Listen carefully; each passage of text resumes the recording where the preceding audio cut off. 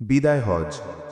দশম হিজরি সনে নবী করিম সাল্লাল্লাহু আলাইহি ওয়াসাল্লাম মুসলমানদেরকে তার সাথে হজব্রত পালন ও হজের আহকাম শিক্ষা গ্রহণ করতে মক্কায় যাওয়ার জন্য আহ্বান জানান। লেওম আকমালতু লাকুম দীনাকুম ওয়া আতমামতু আলাইকুম নেয়ামাতি ওয়া রাদিতু লাকুম আল ইসলামা দীনা। তার আহ্বানে 1,00,000-এর মতো লোক সাড়া দিল। তারা জুলকাদা মাসের 25 তারিখ তার সাথে মক্কা পানে বের হন। বাইতুল্লায় পৌঁছে প্রথমে তাওয়াফ করেন, অতঃপর জিলহজ মাসের 8 তারিখ মিনার উদ্দেশ্যে রওনা হন।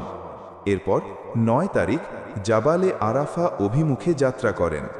রাসূল সাল্লাল্লাহু আলাইহি ওয়াসাল্লাম সেখানে অবস্থান করেন এবং মুসলমানদের উদ্দেশ্যে তার ঐতিহাসিক অমর ভাষণ দান করে তাদেরকে ইসলামী বিধিবিধান ও হজের আহকাম শিক্ষা দেন এবং আল্লাহ তাআলার নিম্নোক্ত বাণী তিলাওয়াত করেন।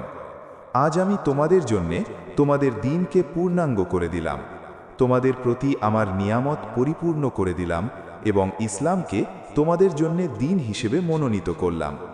বিদায় হজ থেকে ফেরার পর হিজরি 11 সালের সফর মাসে মুহাম্মদ সাল্লাল্লাহু আলাইহি ওয়াসাল্লাম জ্বরে আক্রান্ত হন। জ্বরের তাপমাত্রা প্রচণ্ড হওয়ার কারণে পাগড়ির ওপর থেকেও উষ্ণতা অনুভূত হচ্ছিল। অসুস্থতা অবস্থাতেও তিনি 11 দিন নামাজের ইমামতি করেন। অসুস্থতা তীব্র হওয়ার পর তিনি সকল স্ত্রীর অনুমতি নিয়ে আয়েশা রাদিয়াল্লাহু আনহার কামরায় অবস্থান করতে থাকেন।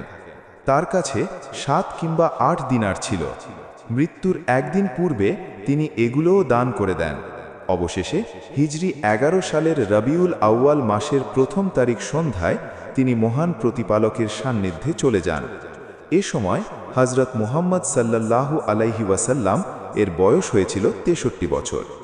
সর্বোপরি হযরত মুহাম্মদ সাল্লাল্লাহু আলাইহি ওয়াসাল্লাম বিশ্বশান্তি প্রতিষ্ঠায় এক অনন্য নজির স্থাপন করেন। সর্বক্ষেত্রে তিনি ছিলেন সফল ব্যক্তিত্ব।